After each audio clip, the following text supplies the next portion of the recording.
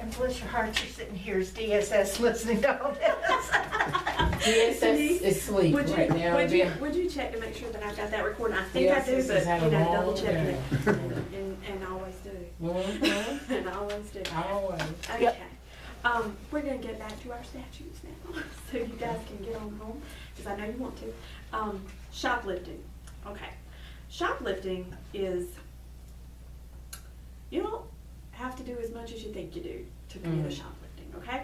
Basically, to commit shoplifting, one or more of the following has to happen. Take possession of, carry away, transfer from one person to another, transfer from one area of the store to another, cause to be carried away or transferred, merchandise offered for sale or display in a store with the intent to deprive the merchant of the merchandise or pay less than the full value for the merchandise. In other words, a simple way of putting it is, you don't have to walk out the store with it to have committed shoplifting. If you pick up something and it has a price tag on it, and you take that price tag off and put a cheaper one on it, you've committed shoplifting because you're trying to get it for less than the value. If you take it out of the package and walk around the store with it trying to look for an opportunity to stick it in your pocket, but then you see somebody following you around the store and you just lay it back on the shelf somewhere, but you've taken all the steps to steal it, you know, you've gotten it ready to take it out, you know, then you've committed shoplifting. And if you're the person with somebody doing all that, and you're the person watching to make sure that nobody is watching you, or the person trying to point out all the cameras, then you're just as guilty as the other person. The one thing I will tell you about shoplifting is that over the years, it was a situation, and I used to work retail, so I remember the days that I would be watching somebody and thinking, is that person getting ready to steal? Are they going to steal that pen? And you'd watch them and they'd do this, and then the pen would be gone, and you know, they stole that pen. They have it down to a science now. For instance, I was just looking at a video from Cabela's about 2 weeks ago. They can give me a video that they've compiled that shows these kids walk in the door, shows everywhere they went, and it's like they were following them around. And I know that they weren't. They're different cameras, and they can piece that thing together so that I didn't miss one thing that those kids did. And it's very helpful because in that case, the reason I was watching the video so closely is because one of the kids, they didn't get stopped in Cabela's. They got stopped in the parking lot in a vehicle leaving. The items that were taken were found in the back of it. It was an SUV, so it was in the back part, okay? So that nothing was on either one of the kids, okay? And one of the kids said, well, it was 2 knives, and one was for me and one was for him, but I took them both. And I said, okay. So the other kid's trying to get out of it and saying, I was in there, but I wasn't watching what he was doing, and I didn't know he was taking that knife from me, and I didn't ask him to. So I watched the video. Well, his friend who said I took both knives, but I took one for me and one for him, he was lying. He took one knife. The other kid took the other knife because I had it on video. And you can actually see him in the video with the knife sticking it down his pants. And I was like, it's right there. And so that particular kid had hired an attorney, and that attorney called here saying, hey, but you know, this kid really, he wasn't the lookout, he wasn't even involved. He didn't even know that kid took those knives till they got out of the store, and he put them in the back, and it was his SUV, so my kid was just the passenger. He put them in the back. What was my kid gonna do? And I said, okay, well, I've asked for the video and I'll watch it. And as soon as I watched, I called him back and I said, you're right. That kid didn't take the knife for your kid. Your kid took the knife himself, and I saw it on video because they can follow them around the store, and I've got the whole thing. So I've got you a copy of that. You come on and pick it up anytime you want to. And of course, as soon as he saw that video, he asked, can he just do that arbitration program that you told me he could do to begin with? Yes, he can, but he's got to admit his guilt. And now that you've seen the video, you know to advise him that he better admit his guilt because he did it. But see, back in the day, it wasn't like that. It was you had to have somebody who saw it to really be able to say, was this kid the lookout or was this kid just along for the ride? Now they've got it all down. They don't, I mean, they can find the merchandise and go back and watch the video and find out how it was done. And so it's very rare nowadays that I know there are probably still some stores that don't have video cameras, but these video cameras are so good that they can even zoom in and show you what they're doing. I mean, they did. They zoomed in, and I watched him put it in his pocket. And I was like, wow, that's good. And then I watched the other kid put it down his pants, and I was like, well, that takes care of that, you know? And so shoplifting, though, a lot of people do believe that they have to actually walk out the door. If you conceal it and you're walking out and you go past all points of sale, that's enough. If you just conceal it and then you change your mind and take it back and put it on the shelf, a lot of times they would end up not charging you just because they'd be able to use their discretion on whether they should or not. But technically, that is shoplifting. You have committed shoplifting. And shoplifting is probably the most hand of one, hand of all type crime that you will see, because the people that don't do the shoplifting have people with them that are doing it, and they're doing the looking out, you know. And sometimes when you hear the stories from these kids about why they were shoplifting, you will feel a lot of sympathy for them, because a lot of times these kids don't know what else to do. We've had some kids who shoplifted baby supplies because they had a kid and they didn't have diapers and they didn't know how to get diapers. So they stole some. And you feel sorry for them. And, you know, the good thing about arbitration is you're here to help make things right. And sometimes helping make things right is actually just knowing that there are resources out there for them. So sometimes when you're in one of these hearings and you hear something like, whoa, that's pretty shocking, say something to Ray about that, so that Ray can try to get somebody to get in touch with them, or get them a number to get in touch with, because we don't want babies not having diapers, and there's help for that. But if you've not asked for that help and you're out there stealing diapers, you can't do that. You can't steal them. You gotta, you know, and if you're taking because you're hungry, there are people that can help you with that, but we have to know what's going on. And so sometimes when y'all hear their story, it might be something that y'all call the next day and say, wow, I had to give this kid a punishment, but I think you need to help this kid too. And that's the good thing about this program, is that we're not about just trying to punish kids. We're about trying to help them, and we're about trying to make sure that this doesn't happen again. And if we try to get to the root of the problem and we try to fix it early on, then they may never commit another crime, because they might actually get what they need and understand that, you know, you can do something bad, but that doesn't mean you're a bad person. It just means that you have to learn a lesson from it. So we use this program a lot for that, and I think that you know, just knowing a family's situation sometimes helps us a lot figuring out what to do. Malicious injury to property, you will probably see a good bit of. There are two different types. There's real property and there's personal property. Basically, the difference is real property is anything that is the land, house, tree, or anything that is affixed to the land. And personal property is anything else, okay? So basically, if they damage the house when they're breaking into it, or they break a window on it, that's real property. If they break a window in the car, or they damage the car when they're trying to steal something from it, then that's personal property. Oftentimes in your incident report that you get, you won't even see a distinction. They're both classified the same under the law. They're both basically the same thing. The only difference is when we file an actual petition, we have to say whether it's real or personal. And other than that, they are practically the same crime. And malicious injury is something that basically they have to willfully and maliciously deface, mutilate, cause damage to, damage, hurt, or wound the property of somebody else, okay? And that can be as simple as throwing a rock. It can be something like throwing eggs at a car, because the damage to that is something that can easily be repaired, but it could be scratching to the car, things like that, okay? A lot of times, though, you do see malicious injuries with people who have broken into vehicles. A lot of B&E autos that you're going to see will be unlocked vehicles, but once they get in there, they tear things up trying to get into like a dash pocket or something that might be locked, because that might be where the valuables are actually located.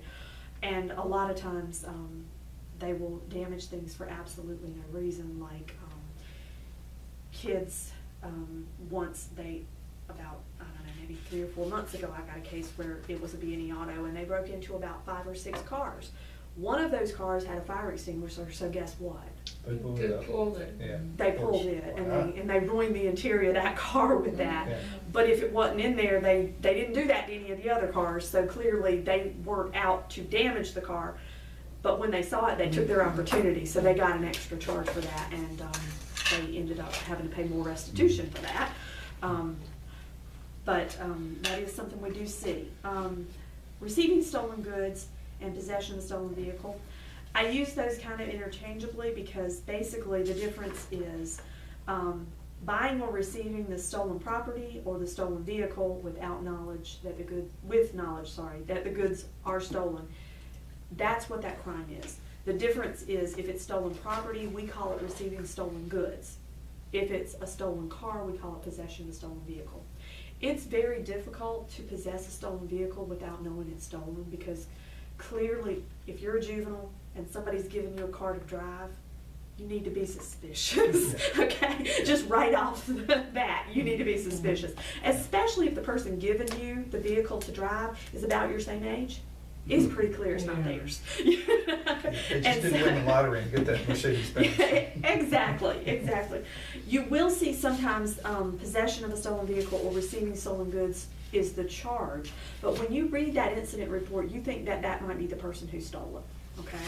And oftentimes it is the person who stole it. But the difference is that the additional element for grand larceny or for petty larceny or for any of the larcenies is going to be that you have to be able to prove they took it. Sometimes all you can prove is that they had it, okay? So a lot of times when those cell phones are stolen from the school and they're found, they could have been passed around to 3 or 4 different kids. Yeah. And if we can't prove that that's the kid who took it, then we sometimes charge receiving stolen goods because we can prove that's the kid who had it. Yeah. And they should have known it wasn't theirs. Oh. But with videos at the school, they have videos everywhere at school except in the bathroom, locker room. A lot of times we can prove who took it. And even in the bathroom or locker room, a lot of times we can prove who took it because of who had access to it. Because a lot of times things are stolen during gym class. And if only one person went into the locker room during gym practice and the video shows the person going in and coming out, but sometimes they won't admit to being the one who took it, but having it is enough under our law for them to be charged. Breaking and entering an automobile. This is basically entering into or attempting to break into the motor vehicle or any compartment of a motor vehicle with the intent to steal something of value in or on the vehicle. When I first began this job, people smashed windows and stole speakers and radios out of cars. Yeah. It was a big deal. Then they smashed windows and stole GPSs and anything that they could find like that. Now they don't do so much smashing of windows because I don't know if our society is just crazy or what, but they go in unlocked vehicles and tend to find a whole lot of stuff. And what usually happens is when they go into one vehicle, they go into neighboring cars in that neighborhood. They like hit one entire neighborhood, and there'll be more than one B&E auto. There'll be several.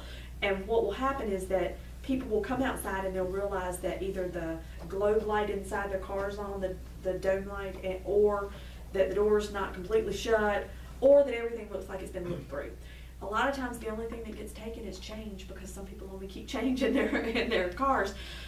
But sometimes people keep their phones or their purses or their GPSs or their computers in their car. And then we end up with a lot of stuff taken in those cases. Usually what ends up happening is once these kids are caught, they will have a whole stash of stuff with them or in a car that's near them that they were using to kind of be their home base type thing, and you'll end up seeing, okay, this was stolen, and then the police have to match that up to what vehicles were gone into. So sometimes when you see these charges, you'll see a B&E auto and a petty larceny. Sometimes you'll just see the B&E auto because sometimes we can't say what they took. We can only say that they had to be in there and they were probably missing some change, but they really don't know what they're missing. And so, you know, if we know, we'll put down the petty larceny or the grand larceny along with it. But a lot of times it's just gonna have that be. So the thing is just entering the car, whether the car is locked or not. It does not matter if it's locked. Yeah, that happened in my neighborhood. When I was leaving to go to the gym, and the cop parked in the middle of the street, you know. Asking everybody. No, he was blocking me from getting to the gym, basically, because the insurance person was there, and somebody, I gathered later on that they went into a bunch of unlocked cars. They didn't break into anyone's No. car. They just opened every door of the cars that was on the street or right in the end of the driveway that was unlocked, They did. took whatever they could take and moved along. Yeah. And I don't know if they even made it down to my end, but all my cars were locked at night. But Well, and like I'm saying, I don't know if people don't lock their cars anymore or what, but it used to be that they actually did some damage to the car to get Right, in it yeah, because they but were now- always locked. but now they can But find so now many it's cars like, unlocked. there's so many unlocked that they Yeah. just go in them. Yeah. And we've had a good many kids that do that. If they've broken into a lot of cars, a lot of times, they end up having a prior record or something and don't end up in arbitration, because that's usually not the first thing they've ever done, usually. Right. But sometimes y'all will get multiple B&E autos, and they'll all be from the same incident date. And we figure that we will allow them to start in that program and try to get through the arbitration program, because really, they committed the same crime, they just committed it 12 times before anybody called them. And it was all in, probably an hour. Yeah. And usually, One rampage. yeah, and usually it's around midnight. And when you have those parents, those are very interesting parents, because most of those parents are like, he was supposed to be spending the night with his friend. Yep. They're not friends anymore. Yep. They're not allowed to talk to each other anymore. And then you'll have the co-defendant who's also sitting there, and his mama's going, yep, he was supposed to be spending the night with him. They're not allowed to talk to each other anymore. Note to parent, make sure you know where your kid's staying and talk to the other parent. And talk to the other parent. It's Pretty a simple really today, good a thing to little do. text message will do it. It's a really good thing to do. Trespassing. Entering the land of another without permission where the land is posted no trespassing, or entering the property of another without permission when you've been told not to come on that property, or refusing to leave the property of somebody else when you're told to leave. Those are the ways that kids can get charged with trespassing. The most common way is that the kid has been in trouble before on that property and they've been told not to come back.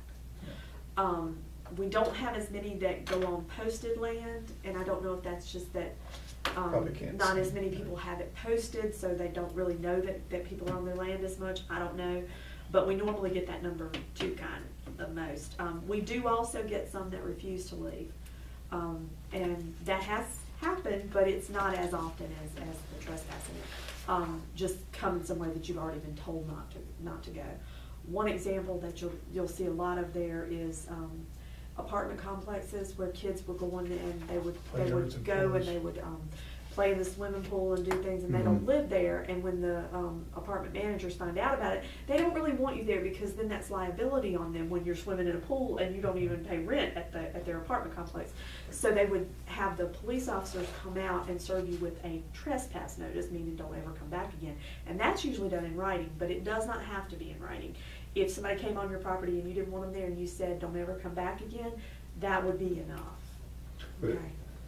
But that has to be their property, It does. because it can't be an easement, No, Right, right? right. because nobody No. owns these. Because nobody owns it. Right. I've heard Right. this Right. neighbor guy that was telling these kids they couldn't come down to this creek that they just put in with the new rocks, and they had put the chairs in there. You can't be down there, y'all, that's trespassing. And the kid was telling me about it. I said, I don't think he can tell you that. That's not his property. That's an easement. Everybody has them. Right.